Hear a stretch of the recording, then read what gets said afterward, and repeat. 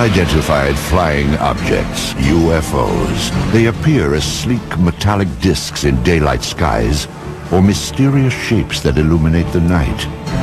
Where do UFOs come from? What do they want? Are they merely inventions of the modern age? If so, why do they appear in early paintings? If UFOs are kites or planes or weather balloons, why do they move like nothing else from Earth? The extraordinary answers to these age-old questions, next.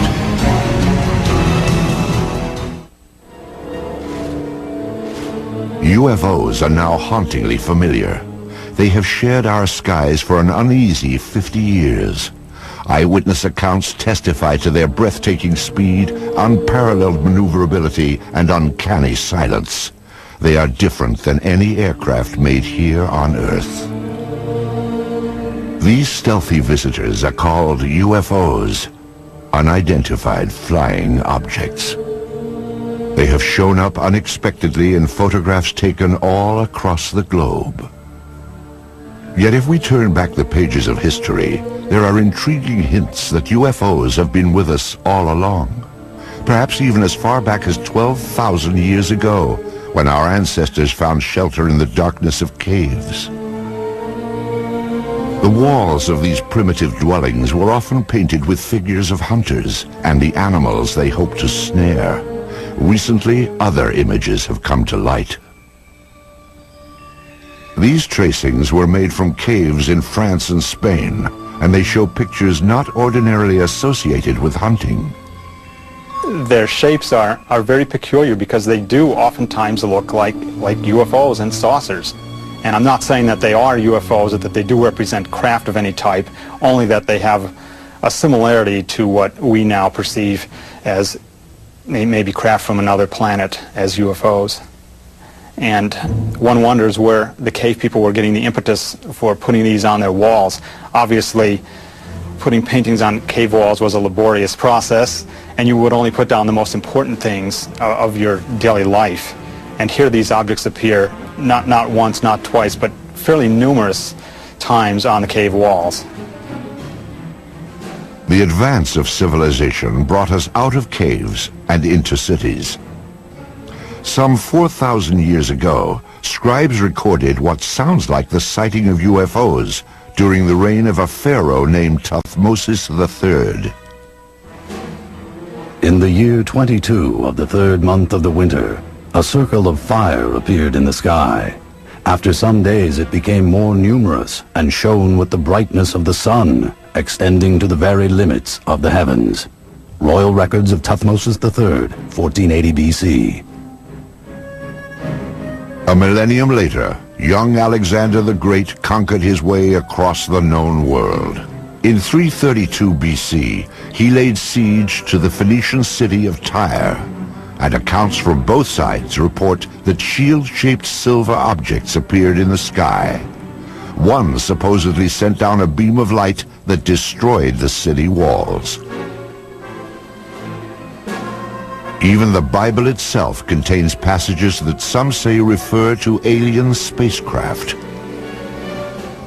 I looked, and behold, a stormy wind came from the north, a great cloud with fire flashing through it, and a radiance round about it, while out of the midst of it gleamed something with a luster like that of shining metal. Ezekiel, verse 1. There are a number of reports from the past, and I believe that some of them are quite legitimate. But one of the things is you can't interview witnesses, of course. You can't get independent witnesses. You can't ask, well, what angle was it above the horizon? The problem we have with them is we have to take them totally at face value. It's always important in looking at these to remember that there are a lot of strange astronomical phenomena that only occur once in a while, like a star going supernova and suddenly appearing in the sky, or a comet which appeared unexpectedly. And so you always have to look at these from the point of view of astronomy. There could be some atmospheric phenomenon or an astronomical phenomenon that they were depicting as something supernatural. As the scientific awareness of the population grew, superstition was replaced by knowledge of what was actually going on in the heavens. However, when an object would fly across the sky and stop, or hover, or seemingly descend to the ground, or maybe exhibit many different color changes or change shape or what have you, then even those people knew that they were looking at something out of the ordinary. The residents of Nuremberg, Germany, had just such an experience on April 4th, 1561. On that day, the skies above the city filled with a chaotic array of tube-shaped objects and balls of light. Eyewitnesses called it a frightful spectacle. Chronicles of the time also report extraordinary displays over Basel, Switzerland, during the summer of 1566. These events were depicted in primitive woodcuts made by eyewitnesses. However, it was the talented master artists that have left us the most fascinating images. In 1998, an Italian writer named Daniela Giordano earned an award for her landmark study of the enigmatic flying objects depicted by Renaissance artists. She discovered that not only did the artist have these objects in the picture, but he also had people looking at these objects and shielding their eyes as though the people were actually noting with amazement that something unusual was in the sky. It's unknown why the object's there, but it does appear and it looks like a UFO. This apparently traditional religious work is known as the Madonna and Saint Giovanni. Here too, a witness to the flying object is placed unobtrusively, yet unmistakably, in the background.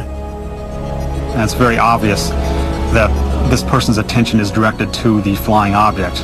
And the artist obviously wanted viewers of the painting to see that not only is there the Madonna in the painting, but that there's also an object in the background. Curious airborne craft show up in other media as well. These tapestries from the 1500s depict the life of the Virgin Mary.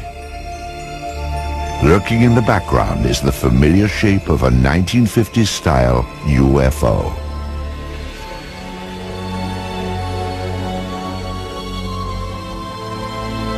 This fresco from a 14th century monastery in Kosovo prominently features what appears to be a flying vehicle. On this French coin, minted in 1680, a ray of light beams down from a colossal wheel-shaped object. Sporadic sightings continue to be recorded for the next 250 years.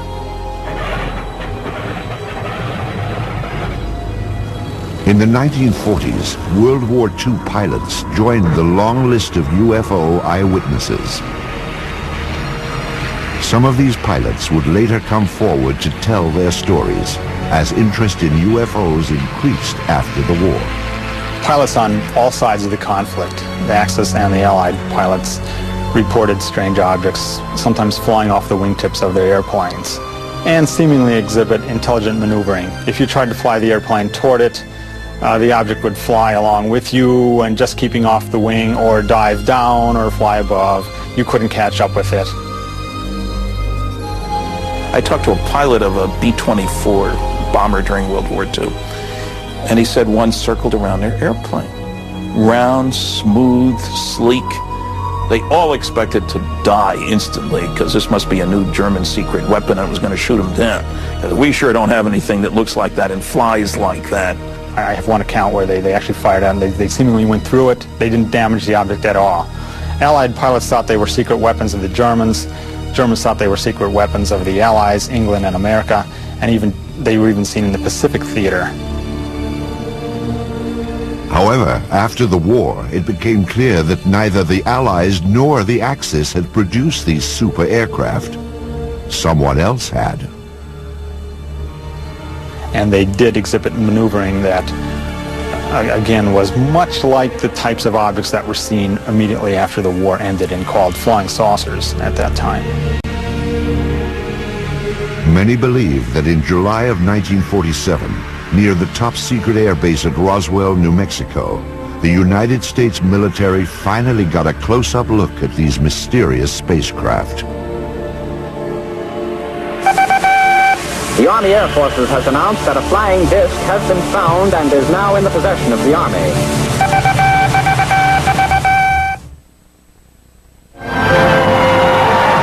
In the fall of 1945, American boys came home to a hard-earned welcome. They had faced unspeakable horrors. Now they would head for suburbia and get started on the baby boom. At the same time, another new era was dawning, the age of flying saucers. The enigmatic spacecraft that had appeared from time to time through the centuries would now take center stage. The age of innocence was over.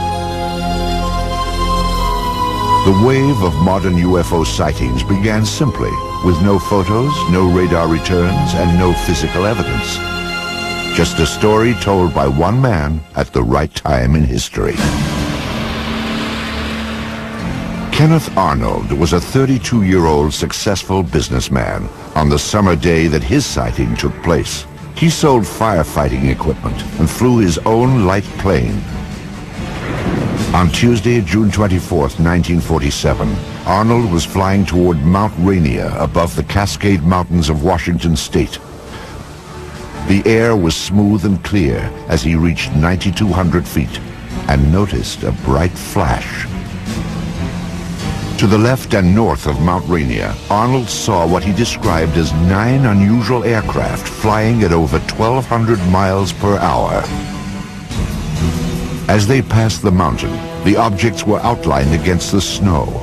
They traveled in a V formation and skittered across the sky in such a way that Arnold said they resembled a saucer skipping across water. Arnold first told his story upon landing at the Yakima, Washington airport. He sketched a series of diagrams to illustrate what he had seen. What he drew was shaped like a crescent, 50 feet long and only 3 feet thick. It had a rounded point in the rear. When seen edge on, he reported, it looked like a black line.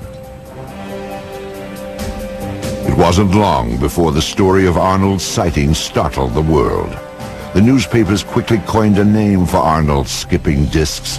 The name was Flying Saucers. Kenneth Arnold was soon to enjoy a celebrity status. The author of a book and the subject of magazine cover stories, he was looked upon as a combination of space-age visionary and screwball eccentric. The press would anoint him the man who started it all. In the days and weeks after Arnold's landmark flight, flying saucers became big news. Sightings were reported across the country. Indeed, at that time, more people knew about flying saucers than about the Marshall Plan for the post-war reconstruction of Europe. But one incident above all established flying saucers in the public mind. Roswell, New Mexico lies deep in the empty expanse of the American Southwest. Today, its very name conjures up memories of a supposed UFO crash and government cover-up. It is remembered as the Roswell incident. In the summer of 1947, the Army airfield in Roswell was home to the elite 509th Bomb Group. During World War II, the B-29s that carried atom bombs to Hiroshima and Nagasaki had originated here. And so would an event that gave substance to the belief in flying saucers. Headline edition, July 8, 1947. The Army Air Forces has announced that a flying disc has been found and is now in the possession of the Army. Army officers say the missile, found sometime last week, has been inspected at Roswell, New Mexico, and sent to Wright Field, Ohio, for further inspection. Walter Hott was Public Information Officer of the 509th Bomb Group. He was the official instructed to dispatch press releases to the radio station and newspapers in Roswell.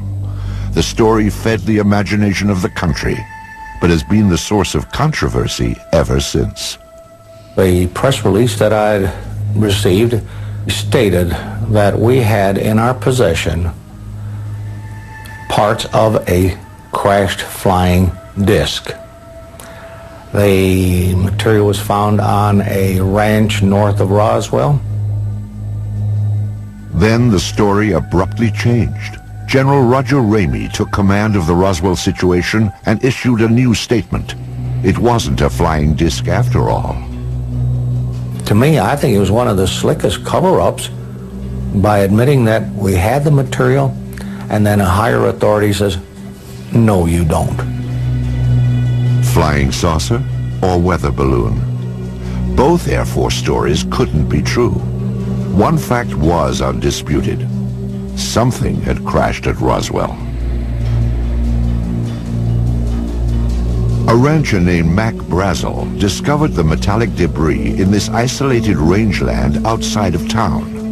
The wreckage was strewn over more than half a mile, and Brazel alerted the base, assuming a military plane had crashed. Jesse Marcel Jr. recalls that his father, the intelligence officer at the Roswell Army Airfield, had been dispatched to the debris site to determine what had crashed there.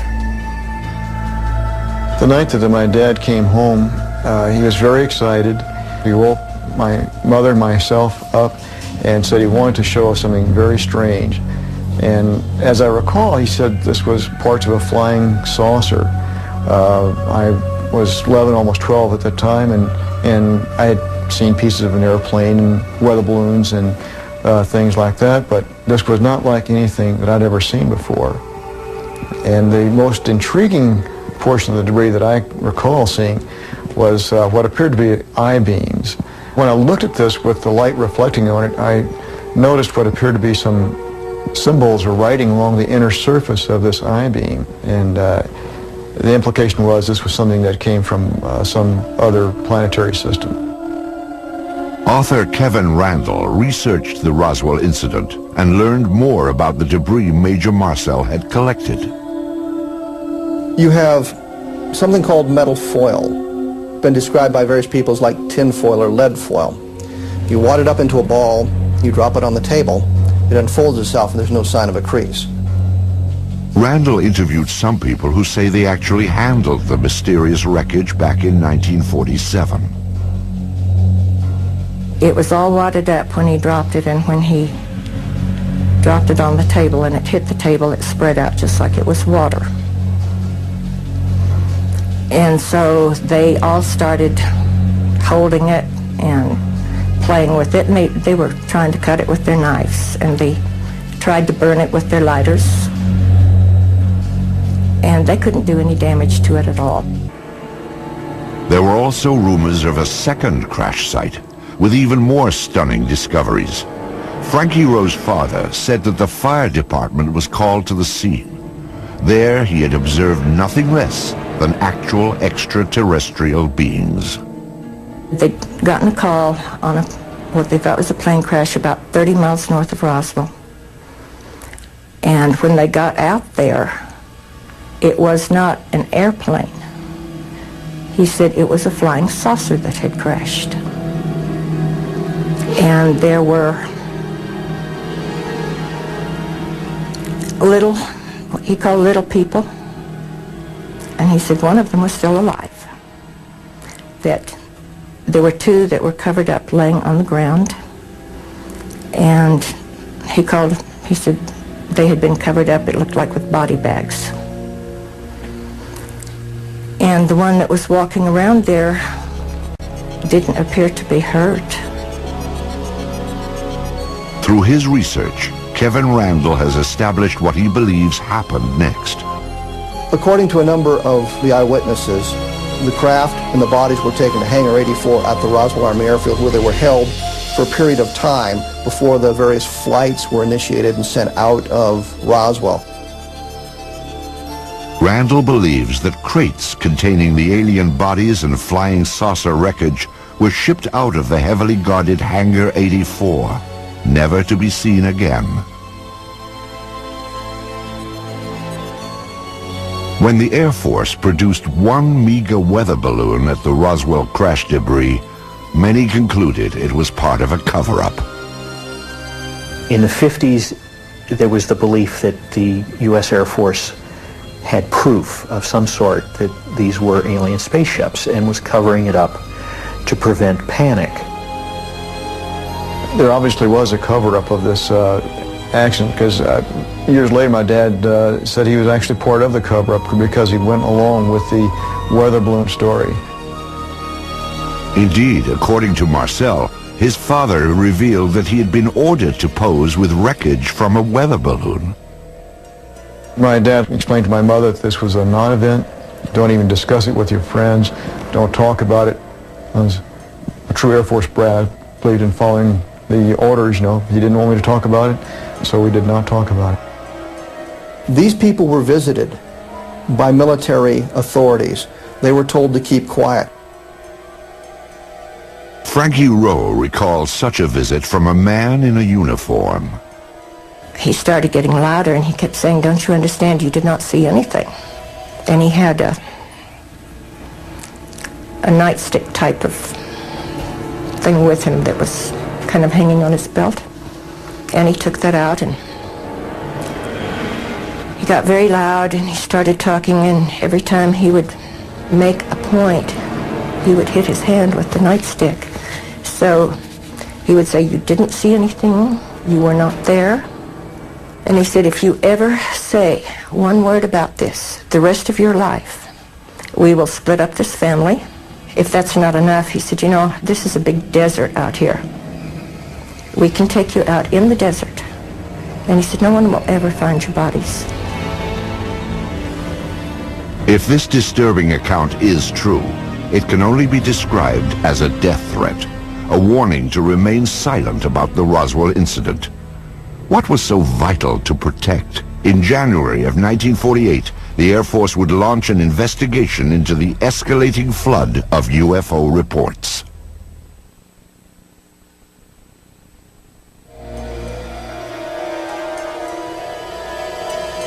Something crashed at Roswell, New Mexico.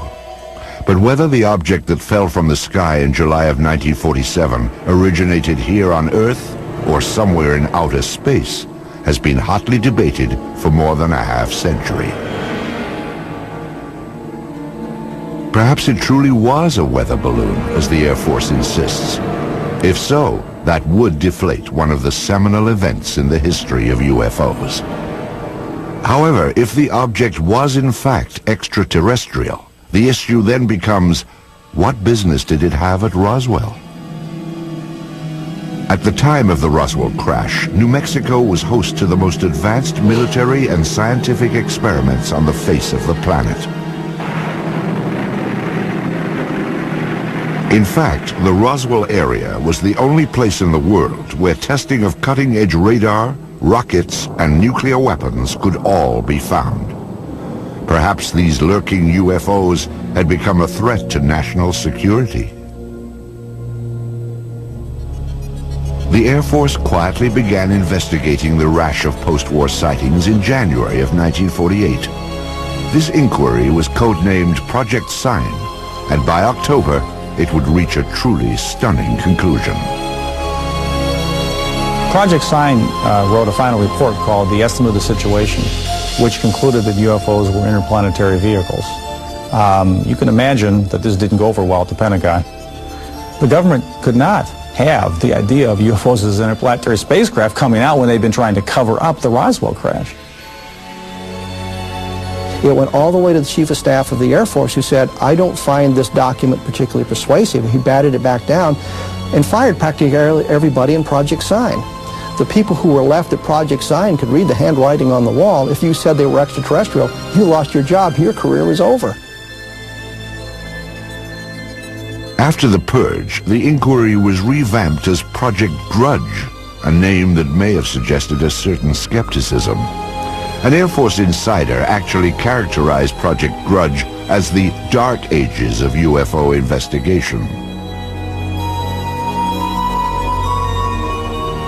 In August of 1951, this V-shaped pattern of objects appeared over Texas and became known as the Lubbock Lights. Grudge said it was a flock of birds reflecting the glow of the city. This film was submitted from Great Falls, Montana in 1950. It depicts bright white dots moving behind the smokestacks of a grain mill. The photographer described the objects as shiny, bright, and metallic, like polished silver. Project Grudge concluded that they were F-94 Air Force interceptors landing nearby. After 3 years of debunking UFO reports, Grudge was reorganized into the supposedly more objective Project Blue Book. Blue Book became the focus for public attention and press attention. But it was never scientific, it was never comprehensive. They didn't have radar, they didn't have computers, they didn't have people ready to go up, in aircraft with instruments to monitor UFO sightings. Typically, an officer, a sergeant, several secretaries, their job was primarily to try to tell us that there was nothing to flying saucers. Major Hector Quintanilla Jr. became Blue Book director in 1963. The objectives of the program are twofold. They're the same as they have been since 1953 when the regulation was written. First of all, to try to determine if the UFO phenomena presents a threat to the security of the United States. And second, to determine if the UFO phenomena exhibits any technological advances which could be channeled into research and development. Many of the UFO reports were easily explainable as atmospheric anomalies, like this saucer-shaped lenticular cloud formation. The man who shot this film, a Navy officer and aerial photographer, claimed he saw these objects up close before getting out his camera. He said they were disc-shaped and gunmetal colored. Blue Book determined they were high-flying birds. Astronomer J. Allen Hynek, a Blue Book consultant for its entire 16-year run, had this assessment of the project. Quote, "When Major Quintanilla came in, the flag of the utter nonsense school was flying at its highest." Blue Book's most notorious nonsense came in March of 1966, when it dismissed a wave of credible sightings, including many by policemen, as swamp gas. In December of 1969, the Air Force closed down Project Blue Book and washed its hands of UFOs. Few scientists were willing to approach the subject. However, there were some who embraced UFOs without reservation.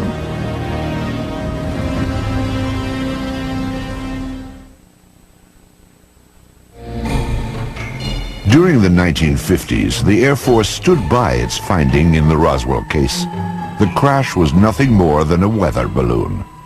But newsreels show a public that continue to watch the skies, hoping to glimpse a spacecraft. Suddenly, people from coast to coast began seeing UFOs. What followed was a popular movement that embraced flying saucers and the spacemen who flew them.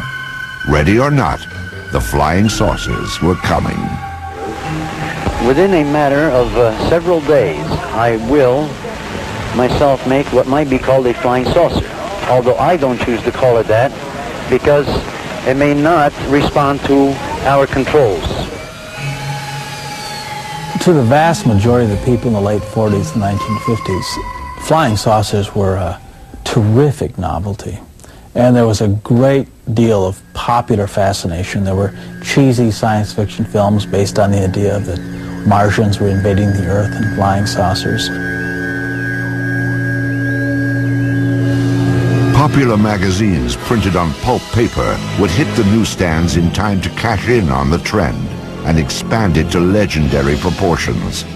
The man behind those flying saucer legends was publisher Raymond Palmer. Palmer was a man who in his youth had been severely injured, and so he was crippled up, and he was what you would call a hunchback, I guess. He had the instincts of a carnival barker. He liked to put something over on you. And the thing about Palmer was that his fans liked having Palmer put something over on them.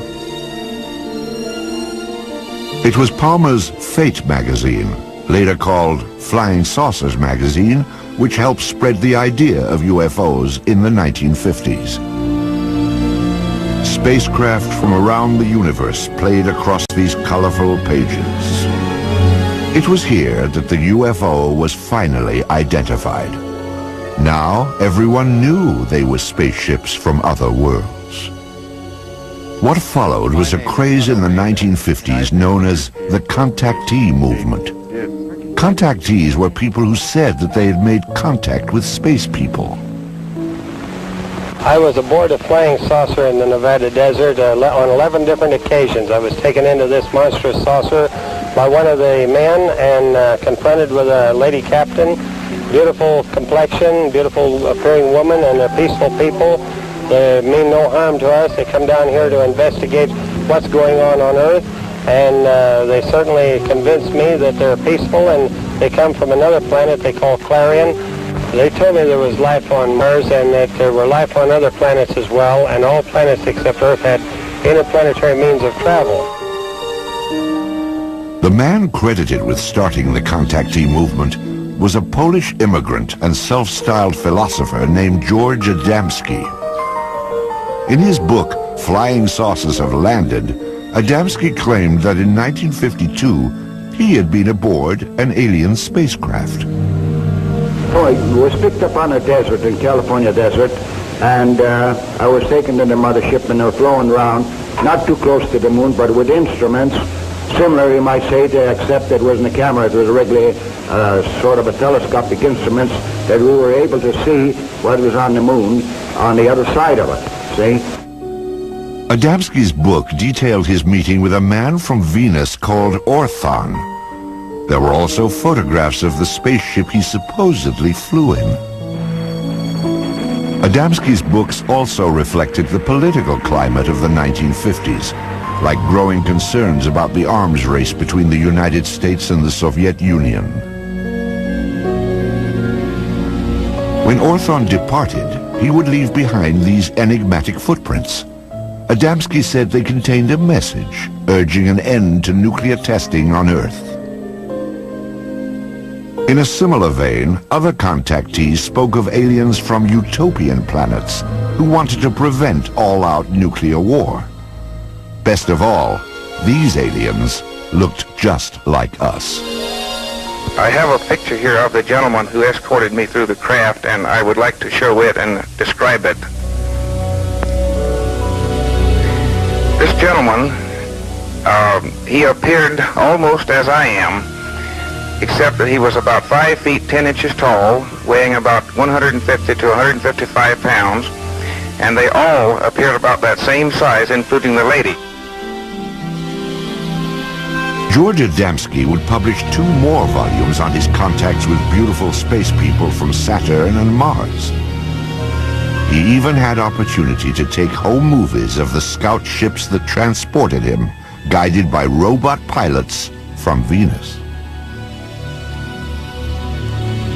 The impact of Adamski's tales led to an explosion of flying saucer clubs and conventions. As the flying saucer phenomena continued into the 50s, civilians began to become very interested, of course, people did, and clubs formed up with a classic meaning of the term club, hobbyists, as it were, that were just interested in the wilder, esoteric aspects of the phenomena, particularly the stories of people who said they were in contact with aliens. Many of the contactees would gather at the largest flying saucer festival of all time. It took place in California at a place called Giant Rock in March of 1954. It attracted over 5,000 outer space enthusiasts. How many trips have you made to outer space?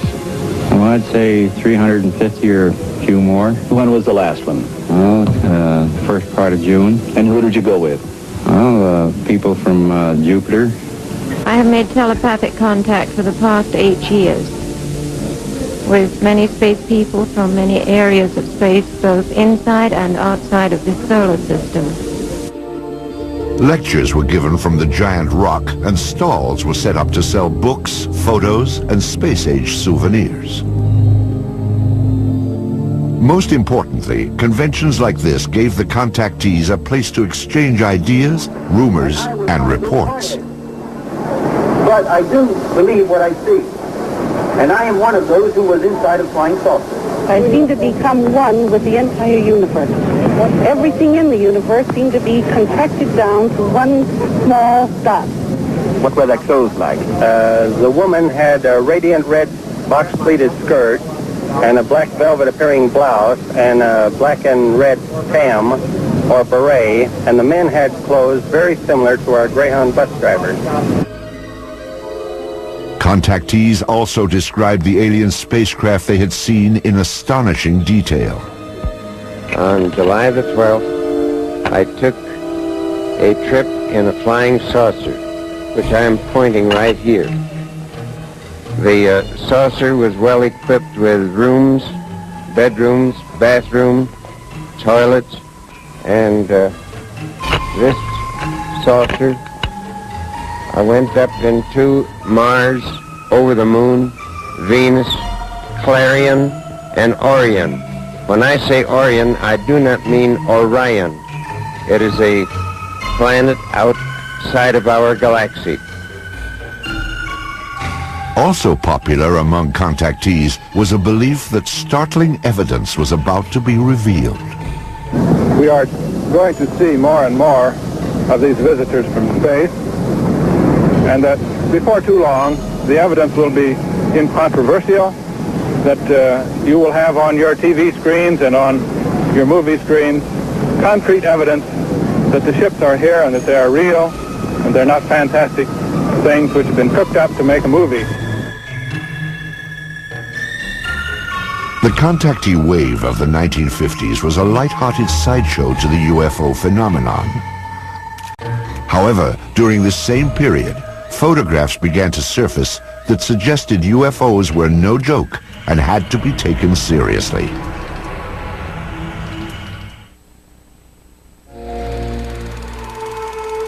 They are round, they are cigar-shaped, and they are cylindrical. Some appear to be sleek and smooth, as if made of stainless steel, while others appear bolted together from some alien cast iron. At night, they are described as having flashing lights. They appear without warning, streak across the sky, and disappear. Many UFO films and photographs have been identified as natural phenomenon or hoaxes. But some UFOs appear in photos when we least expect them and defy explanation. UFO photo cases are tantalizing because they're some type of what you might think of as objective proof. The UFO phenomenon is ephemeral, and normally all we have are reports of witnesses on a piece of paper on a tape recorder. But with photos, you think you have something physical. Indeed, photos offer some of the most convincing evidence that extraterrestrial aircraft may be real.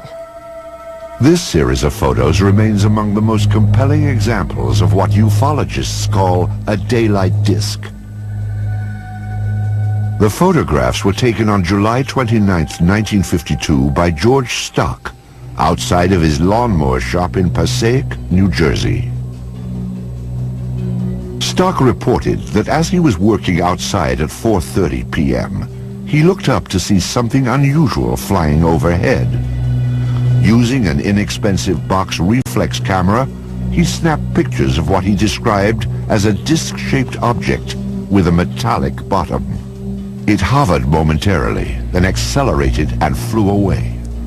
All that remains of this astonishing daytime visitation are a few pictures. But are photos reliable evidence for UFOs? Dr. Bruce Maccabee is an optical physicist employed by the United States Navy. His official research involves high-energy space lasers, but his interest also lies in the detailed analysis of UFO photographs. Of particular interest to Dr. Maccabee are photos which show no evidence of a hoax or misidentification and cannot be otherwise explained.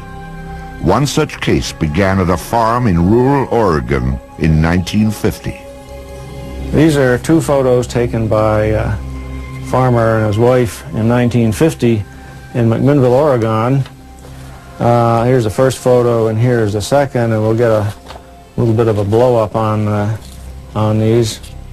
Using image enhancement equipment, Maccabee brings into focus the startling photographs that were taken in the early evening with a simple camera. You can see that it's a an oval object with a little thing on the top, like a little protrusion at the top of it. This is obviously a hoax of the real thing. There's no halfway point. You can see the image clearly enough to see that it's not a bird or plane or Superman. So the next question is, what could it be?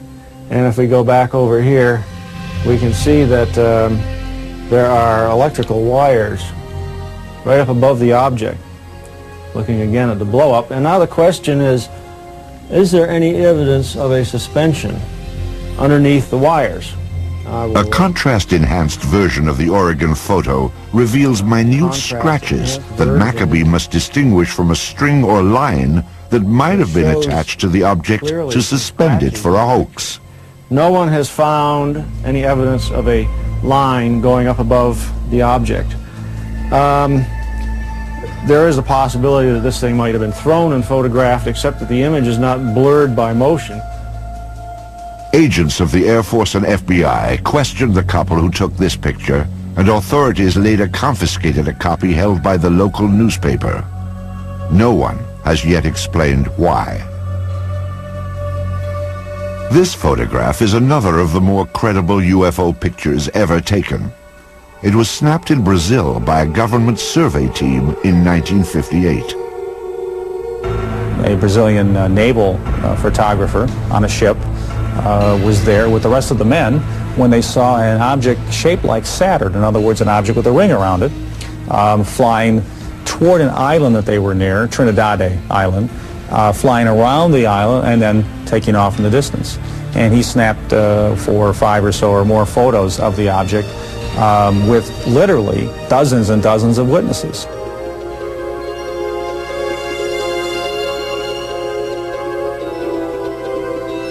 The sighting lasted nearly 2 minutes. First, the object was reported to have approached the island, then it disappeared behind a mountain. It then reappeared before moving off at high speed toward the sea. This is clearly a structure that somebody built. It doesn't look like anything that we have on Earth. There were all these witnesses who saw the picture being taken. For these reasons, the photographs are unusually evidential and have to figure in any kind of case for the reality of UFOs as somebody's technology. Because this is a multiple witness case done by scientists and a professional photographer, and it has many photographs, it probably has to be taken seriously as the #1 photographic case in UFO history. Soon after the photos were taken, Brazil's president, Juscelino Kubitschek, ordered them released to the press. His action stands in stark contrast to the apparent secrecy of official UFO inquiries in the United States, beginning with the Roswell incident in 1947. Even today, requests for government records are routinely refused. Documents that are released are often censored to the point of uselessness. Perhaps it is no surprise that many suspect a government cover-up and conclude that unidentified flying objects may indeed originate somewhere other than Earth. Beneath the postcard beauty of Yellowstone Park lies a supervolcano long overdue, blanketing North America entirely in 10 feet of ash, killing everything in its path. This happened 600,000 years ago. When will it explode again? Brace yourself for the Yellowstone eruption on Mega Disasters, Tuesday night at 9 on the History Channel.